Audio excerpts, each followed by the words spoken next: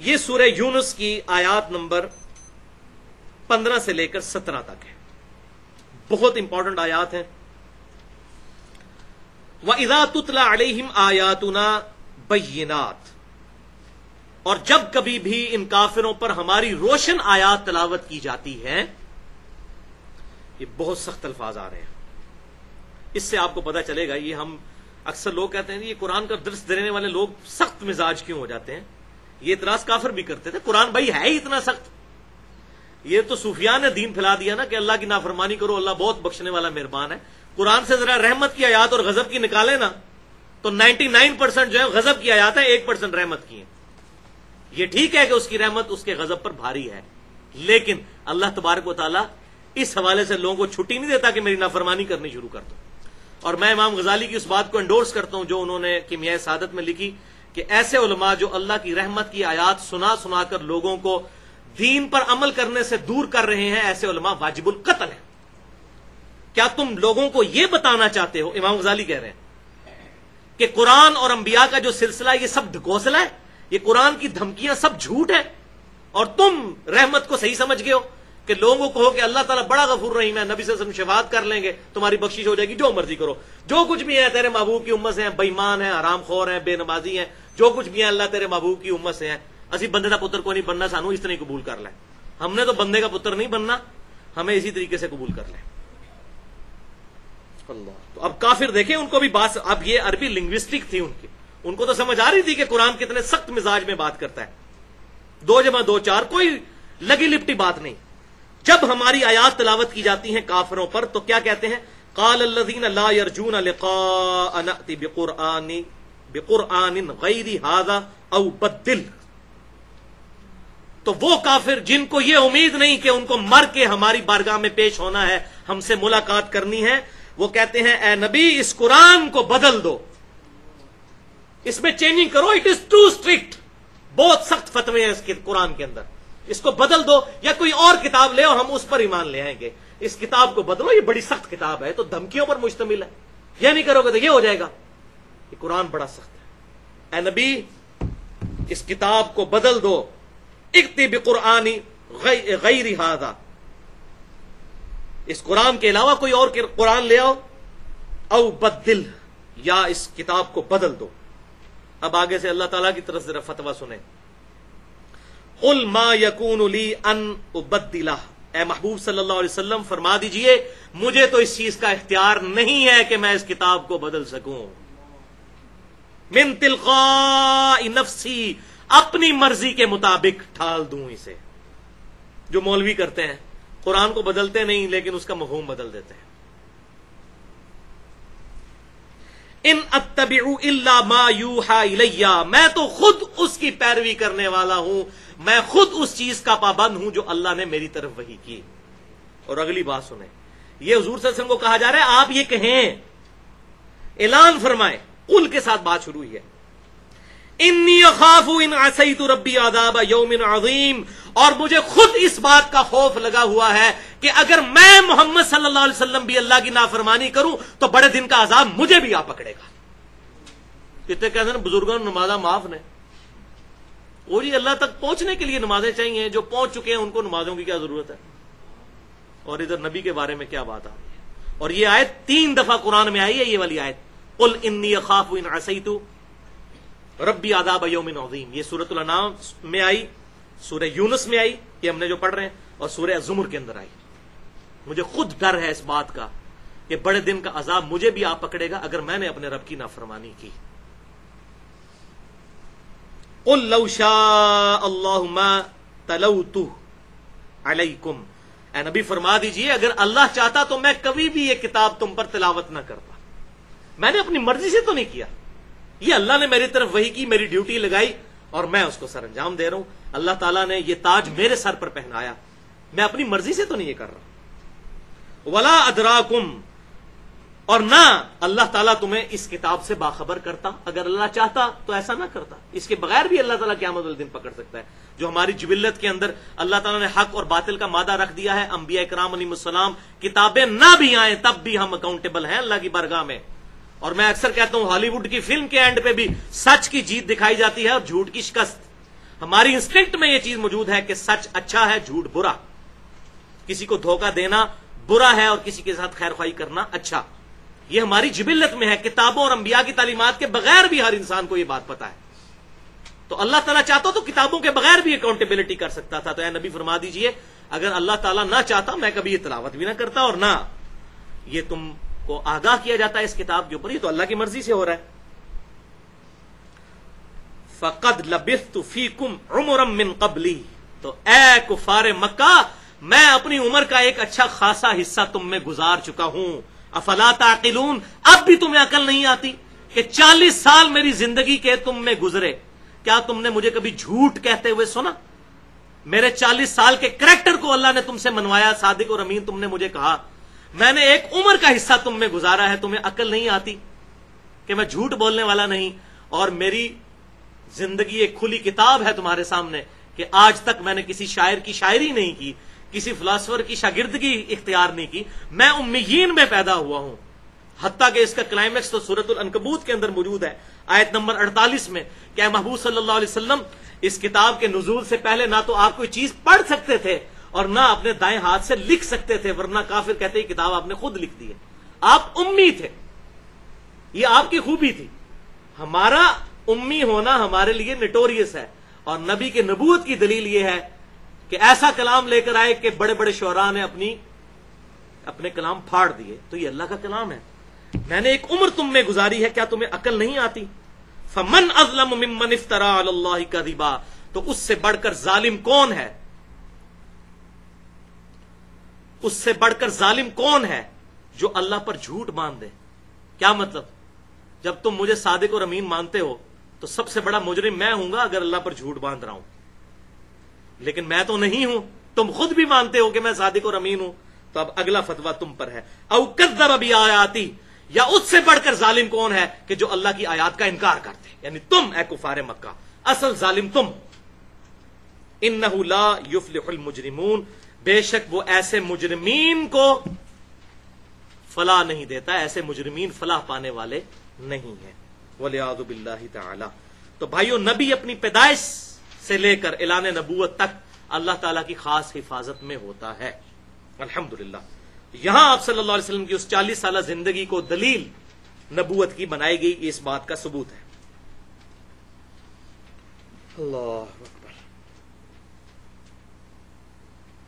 اب اگلا ریفرنس جو ہے، تیسرا ریفرنس اسی کانٹیکسٹ میں آپ کے پیج کے اوپر ریفرنس نمبر 4، وہ سورہ بنی اسرائیل کی آیات نمبر ہے 73 اور 75. اب یہ اگلے دو ریفرنسز جو ہیں یہ بڑا کلائمیکس ہیں ان کے، یہ اس سے بھی سخت آیات آنے والی ہیں.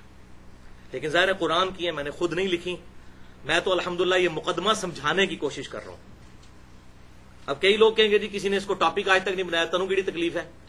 تو مجھے تکلیف یہ ہے کہ اللہ تبارک و تعالیٰ ذالک فضل اللہ یؤتی من یشاء، اللہ تعالیٰ جس کو چن لے، جس کے ذریعے دین کا کام لے. ہم بھی اس چیز کو تڑپتے تھے، تو ہم نے یہ آیات جب پڑھتے تھے تو ہمیں بڑا آتا تھا کہ یہ کیا ہے، اس معاملے میں کیا اس کا کوئی آپٹیمل سولوشن ہونا چاہیے. تو الحمدللہ آج ڈسکس کر رہے ہیں. وَإِن كَادُوا، یہ سورہ بنی اسرائیل آیت نمبر 73 اور 75. اور اے نبی صلی اللہ علیہ وسلم، ان کفار مکہ کی تو کوشش تھی لَيَفْتِنُونَكَ عَنِ الَّذِي أَوْحَيْنَا إِلَيْكَ، کہ آپ صلی اللہ علیہ وسلم کو فتنے میں ڈال دیں اور آپ صلی اللہ علیہ وسلم کو راہ راست سے ہٹا دیں اس وحی سے، اوحینا الیک، جو ہم نے آپ کی طرف وحی کی ہے. کافر اس بات پر تلے ہوئے ہیں کہ آپ صلی اللہ علیہ وسلم کو اس وحی سے پچھلا دیں. اور کیا چاہتے ہیں وہ؟ لِتَفْتَرِيَ عَلَيْنَا غَيْرَهُ، کہ آپ اپنی طرف سے کوئی بات بنا کر ہماری طرف منسوب کر دیں ان کافروں کو خوش کرنے کے لیے. جس طرح یہاں بھی علماء پبلک کو خوش کرنے کے لیے، جو حکومتی مولوی ہوتے ہیں وہ گورنمنٹوں کو خوش کرنے کے لیے قرآن پاک سے آیات لے کے ان کے مطلب بنا کے تو وہ خوش کرنا شروع کر دیتے ہیں. تو کافر یہ آپ سے ڈیمانڈ کر رہے ہیں، آپ تو اللہ کے پیغمبر ہیں، آپ کا تو کردار ہے وَإِنَّكَ لَعَلَىٰ خُلُقٍ عَظِيمٍ، اخلاق کے اعلیٰ ترین درجے پر ہیں. تو آپ یہ چاہتے ہیں کہ کوئی ایسی بات آپ ہماری طرف منسوب کر دیں جو ان کو خوش کرنے والی ہو. وَإِذَا لَاتَّخَذُوكَ خَلِيلًا، اور اس کے بعد پھر وہ آپ کو اپنا دوست بنا لیں.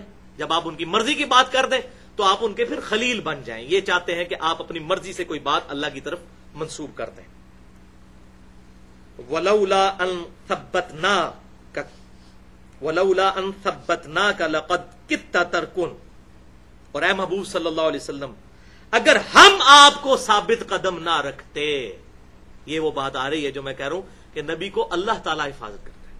لقد کدت ترکن الیہم شیئا قلیلا، تو لقد کدت ترکن الیہم شیئا قلیلا، تو ضرور ایسا ہو جاتا کہ آپ ان کی طرف تھوڑا سا جھک جاتے. بدنیتی کی وجہ سے نہیں، اپنی شفقت کی وجہ سے، جو آپ کے اندر ایک رحمت کا مادہ موجود ہے. قریب تھا کہ آپ ان کی طرف جھک جاتے، کمپرومائزنگ کی طرف آ جاتے، لیکن شیئن قلیلا، تھوڑا سا. اور اگر ایسا ہو جاتا اذا لأذقناک ضعف الحیات وضعف الممات، اگر ایسا ہوتا تو اے نبی ہم آپ کو اس دنیا کی زندگی میں بھی دگنا عذاب دیتے اور آخرت کی زندگی میں بھی دگنا عذاب دیتے. ثم لا تجدوا لك علینا نصیرا، اور اے نبی تم پھر ہمارے مقابلے میں کسی کو اپنا مددگار نہ پاتے. والعیاذ باللہ تعالی. اللہ اکبر کبیرہ والحمد للہ کثیرا وسبحان اللہ بکرۃ واصیلا. ہم لوگ کہاں سے اللہ کے لاڈلے بنے ہوئے ہیں اور لوگوں کو جنت کے ٹکٹ بانٹتے پھر رہے ہیں؟ ڈرنے کا مقام ہے. اور اللہ کی قسم یہ آیات اس بات کی دلیل ہے کہ یہ نبی نے خود کلام نہیں لکھا. کوئی بھی رائٹر اپنے بارے میں اتنی سخت باتیں نہیں لکھ سکتا. آج غیر مسلموں کو جب ہم اس قرآن کے حق ہونے کی دلیل پیش کرتے ہیں، وہ کہتے ہیں جی ہم تو کاپی رائٹس کا مقدمہ کر دیتے محمد کے اوپر صلی اللہ علیہ وسلم اگر اس زمانے میں ہوتا کہ تورات اور انجیل سے آیات چوری کی ہیں. حالانکہ یہ تو اس بات کا ثبوت ہے اس کا اوریجن وہی ہے جو تورات اور انجیل کا اوریجن ہے. اور ہمارے پاس آج ثبوت سوائے ان آیات کے اور کوئی آیات نہیں ہے. کہ اگر یہ نبی نے خود گھڑا ہوتا معاذ اللہ کلام تو اپنے بارے میں ایسی سخت باتیں لکھی ہوتی.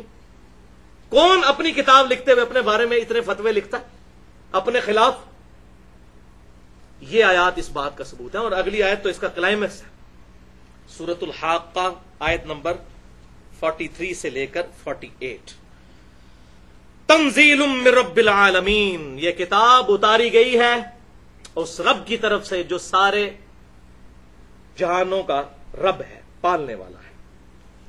وَلَوْ تَقَوَّلَ عَلَيْنَا بَعْضَ الْأَقَاوِيلِ، اور اگر یہ نبی صلی اللہ علیہ وسلم اپنی طرف سے کوئی بات گھڑ کر ہماری طرف منسوب کر دیتے، لَأَخَذْنَا مِنْهُ بِالْيَمِينِ، تو ہم اپنے دائیں ہاتھ سے ان کو پکڑتے، ثُمَّ لَقَطَعْنَا مِنْهُ الْوَتِينَ، اور ان کی شاہ رگ کاٹ دیتے اگر یہ اپنی طرف سے کوئی بات ہماری طرف منسوب کر دیتے جو ہم نے ان کی طرف وحی نہیں کی. اللہ اکبر کبیرہ والحمد للہ کثیرہ وسبحان اللہ بکرۃ واصیلا.